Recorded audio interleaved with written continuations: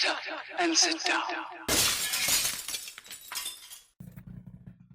Hello folks, Colin here, Festive 67's workshop. Yes, welcome to part number 8 of Build the Legendary Cyborg ROBOCOP from the wonderful folks over at Fanhome.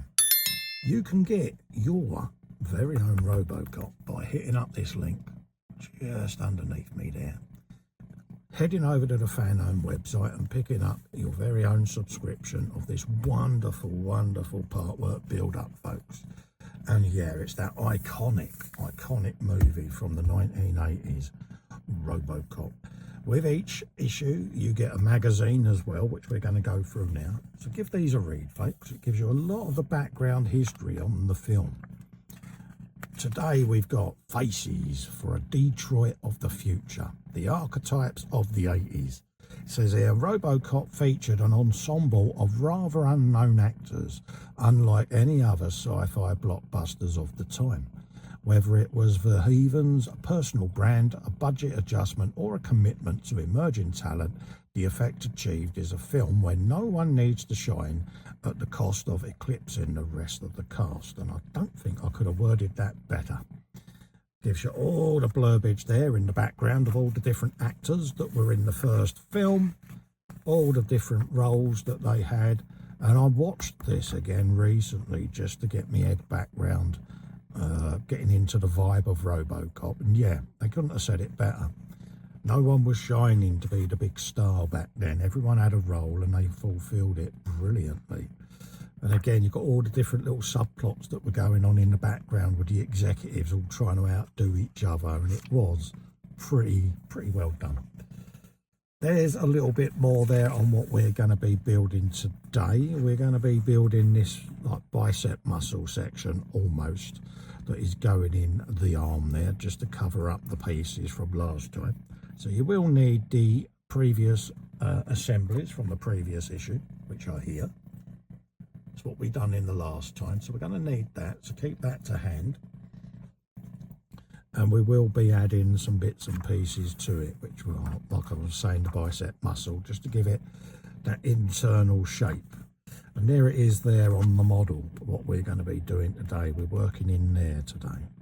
So over these next few issues, we are going to be putting more detail into this arm assembly. As you can see there, that's what we're going to end up with. And we've done these pieces in previous issues. And that shows you there what we're going to end up with. We're going to end up with this shape. So I'm looking forward to that. You've then got the Kaufman trumpeter. This is an anthropomorphized musical instrument even. Got a big word of the day there, Cup.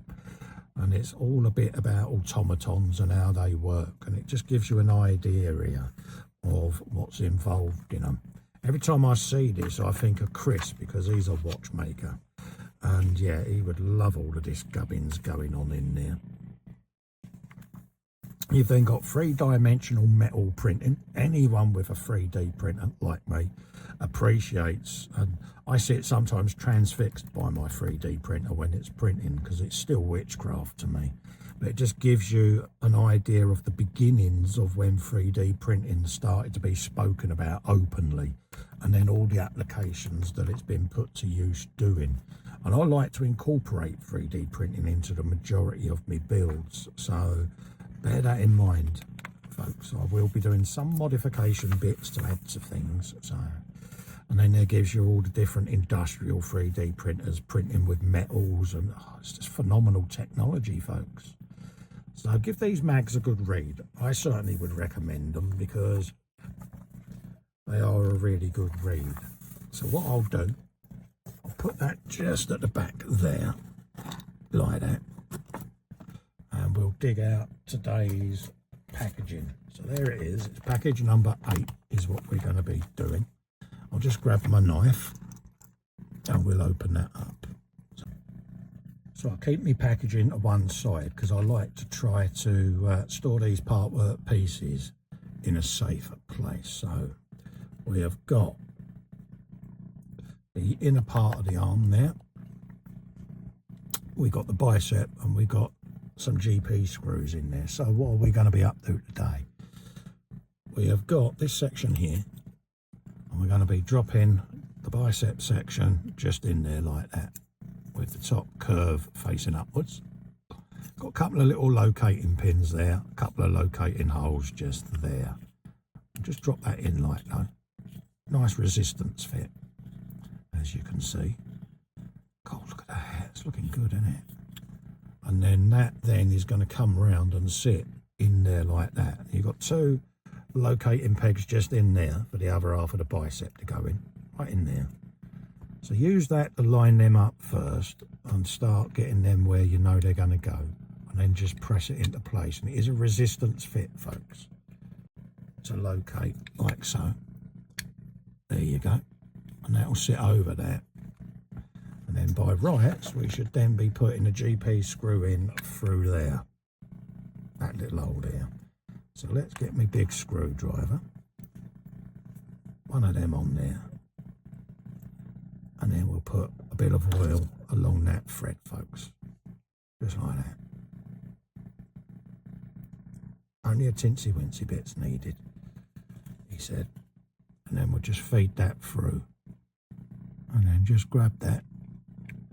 It might be a bit stubborn at first, folks, but bear with it, it will start going in. There's just a little slight offset as you put the screw in.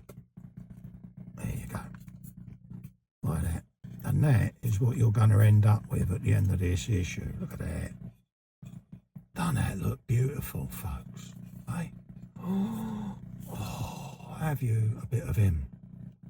And it's got some weight to it and all. It really has. Wow, stunning. So that looks like that's that episode done, folks. And then it will show you what you've got, which is your outer arm there, outer part of the bicep muscle, inner. And then by rights, I think we're going to start closing this off in the next issue, folks. So we're going to leave that one there. Don't forget, if you want to grab one of these for yourself, head over to Fanhome there on the link and grab one of these. I don't honestly think you will be disappointed, folks. Honestly, every episode of this I'm doing is blowing me away. I mean, that is a substantial piece of work there. So go on, grab yourself one of these from Fanhome, folks. I look forward to seeing you in the next episode. And until then, bye-bye for now. Stay safe. Bye-bye.